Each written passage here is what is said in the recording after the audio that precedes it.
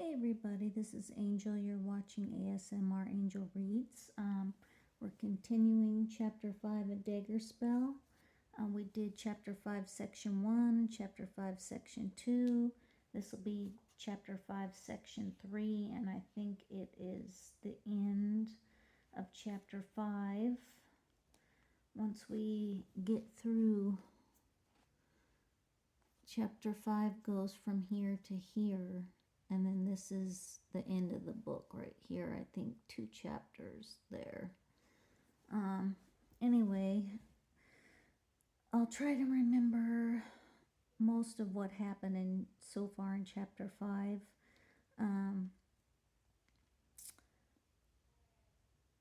The 4 main characters have all met up. Jill, Colin, Rodri, and Nevin. Those are the main characters. They finally all met up. They were in a skirmish, 2 skirmishes.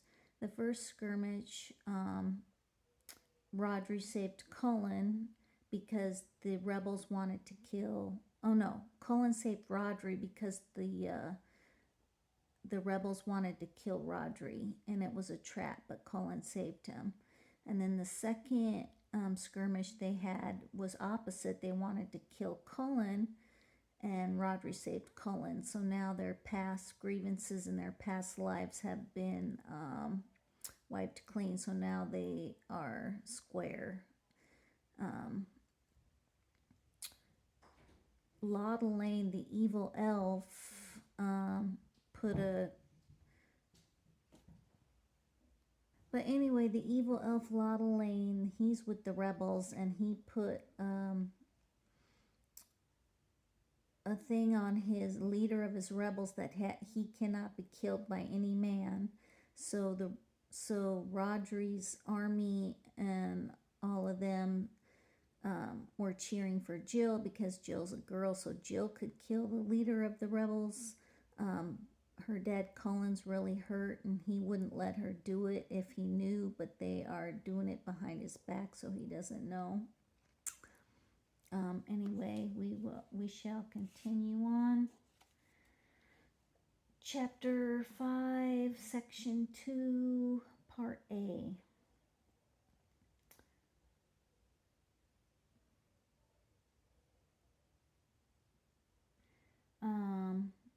When we ride out, Jill said, Nevin told me to camp with Addern, and I'm following his orders. You've made your cursed point. Don't pour vinegar into my wounds, will you? Rodri heard her get up and walk away. For a long time he lay in the grass and wondered at himself that he would be so close to tears over the lass he barely knew. Nevin was walking back to the wagons after tending the wounded when he heard Jill hail him. As he waited for her to catch up, he noticed that all the men in the camp looked up when she passed by.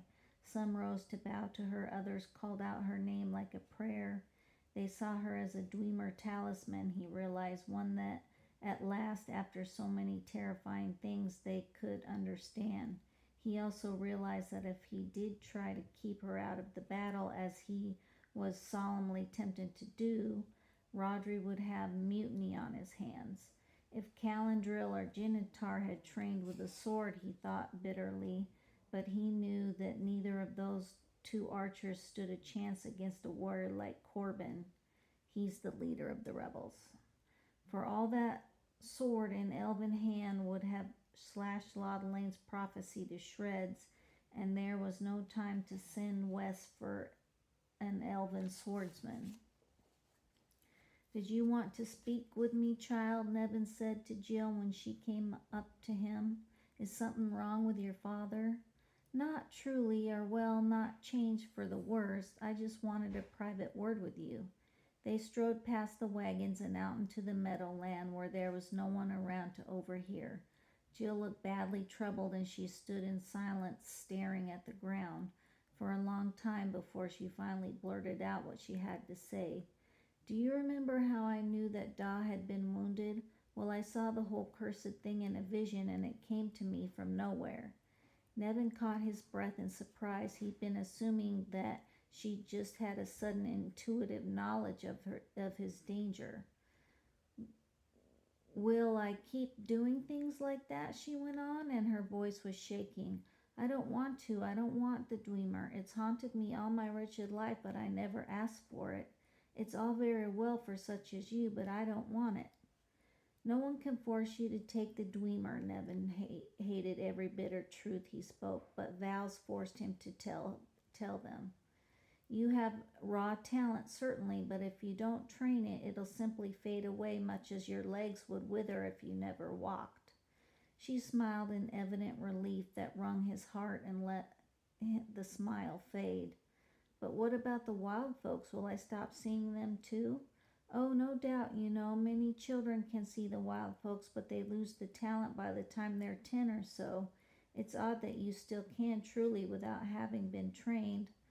I don't want to lose them. They were the only friends I had on the long road. Her voice ached with remembered loneliness, and at that moment she looked as much of a lass as a woman caught on the edge of her childhood. Well, Jill, it's your choice. No one can make it for you. Not your da, not me.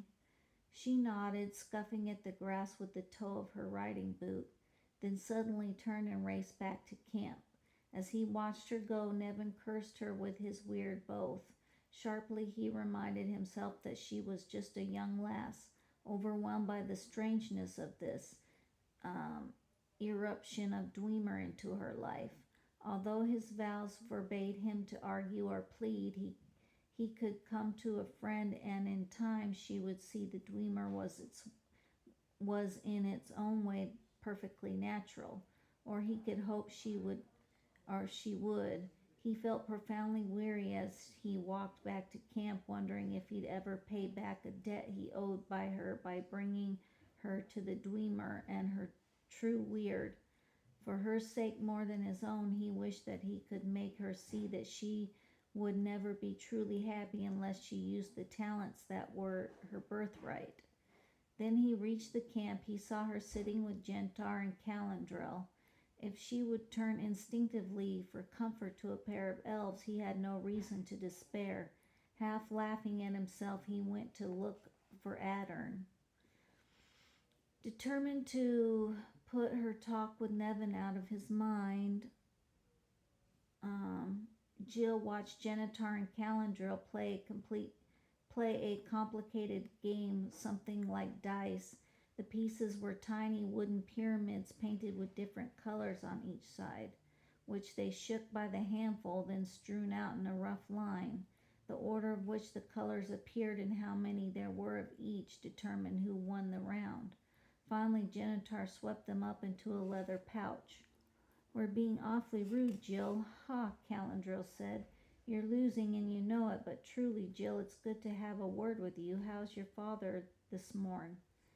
As well as he can be. Nevin says he's doing better than he'd expected. Then that's a splendid news, Genitar said. I only wish I could have gotten within bowshot faster than I did. Jill nodded miserably, wondering how she could bear to lie to her father when he lay wounded, even if she'd never wanted anything more in her life than this chance to ride to war.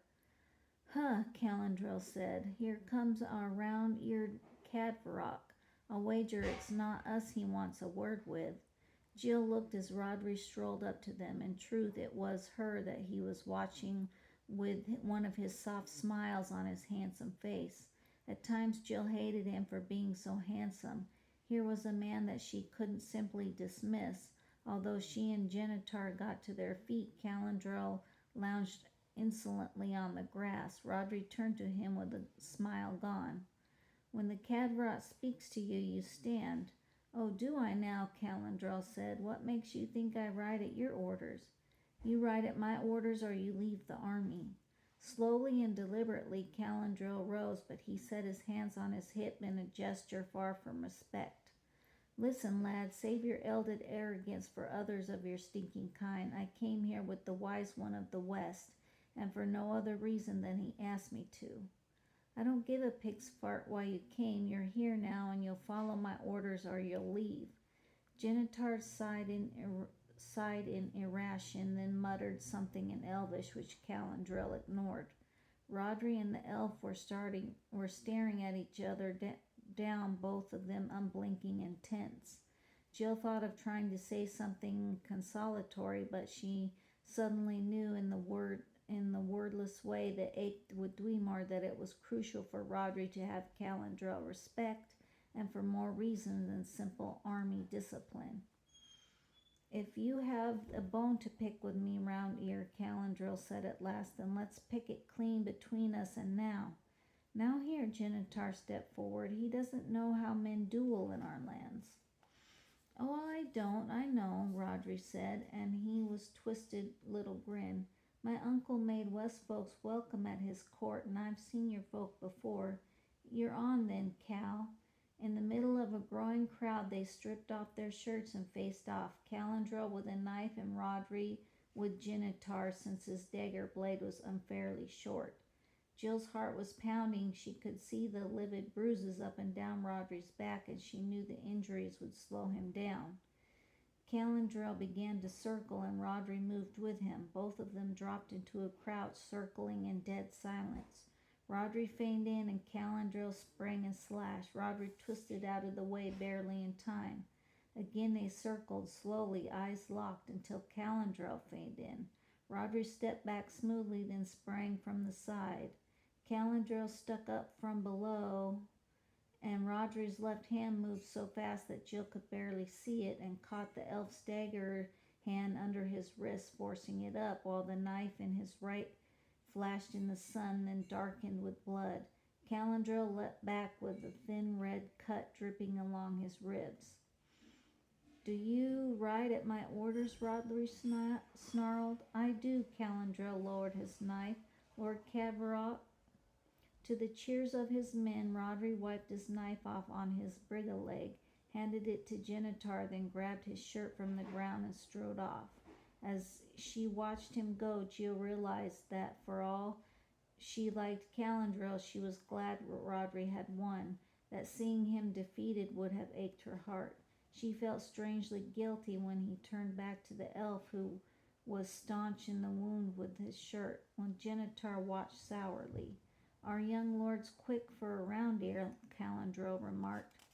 "So he is," Genitar snapped, "and now maybe you'll hold your ugly tongue. Adern warned us that he wanted no trouble, or have you forgotten that?" "I hadn't, but I can't ride under a man who can't best me in a fight." "No doubt you see it that way." Genitar turned to Jill. "Our Cal here's somewhat of a Cadvarok himself back in our lands. I suppose when you're used to ordering hundreds of archers around, you find it hard to take another man's orders." "Only Round Ears," Calandril put in, "but don't I put up with you and your stinking arrogance all the time?" Genitar laughed easily. "Cadvarok or not," Jill said, "you'd best see Adern about that cut." "Oh, it's but a nick." Rodri held his hand. "He's not a bad man, truly, for Round Ears. Besides, the owl's off flying, scouting our enemy. It makes the old man nervous, having our rebels so near at hand." A river of blood flowed over Corbin's camp, ran slowly and thickly around the tents, eddied around the men, and lapped up at the horses. Even though he knew it was only an out-of-control vision, it took Laudelane a long time to banish it. And even then, the river ebbed away. It seemed that the rusty stain remained on everything it had touched. He pressed his hands between his thighs to hide how badly they shook, while he tried to listen to the council of war. The nobleborn were arguing about something, but their words seemed torn by wind from nowhere. Finally he got up and left. As he walked through the camp, he could feel the hatred of the men like daggers in his back. Inside his tent it was cool and mercifully quiet. The army was too dispirited and battle-weary to make much noise. Laudelin lay down on the blankets and breathed deeply and slowly until his hands stopped shaking. He was going to have to summon the darkness. Even though they were out of control, his vision showed him that everything was falling apart, and he knew that somewhere in the darkness was a power that could help him. He shut his eyes, let himself go limp, then pictured the darkness in his mind and called to it. The image was only a picture, no power flowed, no darkness came. He tried again and again, but he could summon not even the tiny point of black that was starting of the true dark. All at once he knew he had been deserted. His strange ally who had come unbidden was gone, utterly gone beyond calling. He opened his eyes and felt himself shaking and sweating.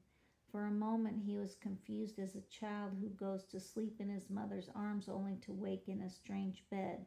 What had he done involving himself in this petty rebellion when he should have been traveling east as fast as he could to get beyond Adern's reach? Suddenly he remembered the murder the elf had slain over his scrying stone. Adern was only a few bare miles away, and he would want retribution. How could he have forgotten? Memories came back to him of the Devery man, blond and buff, who befriended him on the road. It was he who'd convinced Lodeling to seek shelter in Dunbrudlin. He, this supposed merchant, who looked deep into Lodeling's eyes one night. At that point, Lodeling's memories vanished into gray fog of wizardry. Only then did he realize just how deeply he'd been enscrolled for months. He wept, throwing himself face down and sobbing into the darkness. Gradually he became aware of the noise outside. It built on the edge of his mind for a long time before it became insistent enough to take his attention.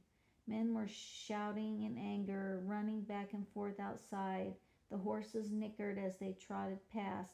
It had to be an attack. Lodeling got to his feet just as Corbin threw back the tent flap. "There you are," Corbin snapped. "Help me, by the hells. Don't lurk in here like a sick hound. Watch your tongue when you speak to me. What's so wrong?" "Synod and Sivan are trying to pull their men out. They want to desert the rebellion." With an oath, Lodeling followed him out. He was terrified, but he knew that he could do naught to prevent them, now that the darkness had deserted him. Nevin sat on the ground in the shade of the wagon, since his eyes were closed and his shoulders slumped. The servants apparently thought that the old man was having a little nap, because they spoke in whispers whenever they came near him. They could have shouted out loud for all it would have disturbed his trained concentration, because rather than sleeping he was meditating. In his mind he held the image of a six-pointed star, a red triangle and a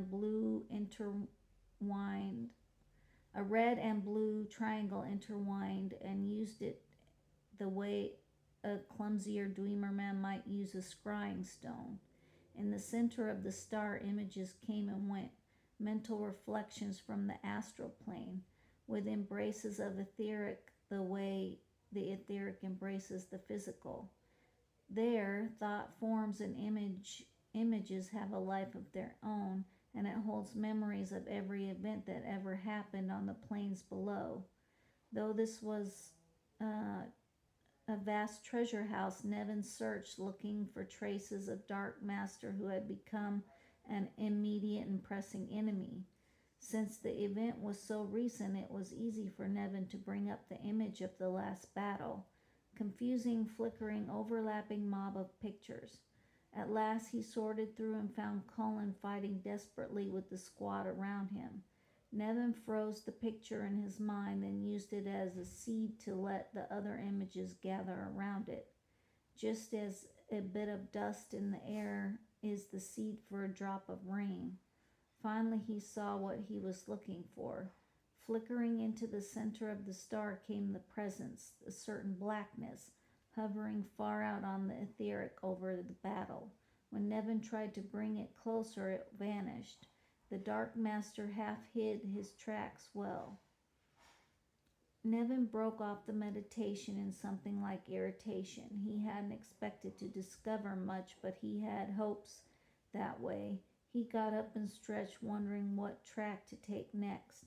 And when he saw Adern running full tilt back to the camp and heading for the tents of the Nobleborn, obviously Adern had important news, and Nevin hurried after him. Rodri was sitting with Sligan and Paradir in front of Sligan's tent when Adern arrived. My lords, Corbin's broken camp and he's marching north. I found him a good 10 miles away. Ah, curse his balls, Rodri clambered to his feet. What's he doing, running for his dun? It looks that way, and here there's only about 100 sound men with him. I saw only 2 blazons, Corbin's green and tan, and the red shield with black arrows. Noak's men, Sligan joined in. So his other allies have deserted, eh? That's the best news I've had in many a day. Then he's bolting for his dun, sure enough, Rodri said. We've got to catch him. Cursed if I'll have him suing for peace now, and we'll never take the dun brutal in. Here, if we have a baggage train behind, we can overtake him late today. Oh, here, if we leave the baggage train behind, we can overtake him late today.